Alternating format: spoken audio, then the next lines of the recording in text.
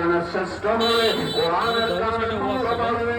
কোরআনের কারণে সন্তানের দুশ্মন বাড়ে না, সম্পদ বাড়লে দুশ্মন বাড়ে, কোরআনের ইলম বাড়লে সন্তানের বন্ধু বাড়ে। কথা কোন ঠিক না? সম্পদের কারণে চোর ডাকাত শত্রু হয়ে যায়, সম্পদের কারণে ছেলে খুন খারাপির মধ্যে চলে যায়, সম্পদের কারণে মানুষ সন্তানটারে গুম করে খুন করে, কিন্তু কোরআনের কারণে দেখলে সন্তানটারে মানুষ সালাম দেয়। ঠিক কিনা কন? এজন্য বাবা সন্তানটারে কোরআন দেন, হাফেজে কোরআন বানান, আলেমে কোরআন বানান, আমেলে কোরআন বানান। আপনি দুনিয়াতেও শান্তি পাবেন, কবর জগতেও সুখী হবে। রাজি আছেন ইনশাআল্লাহ?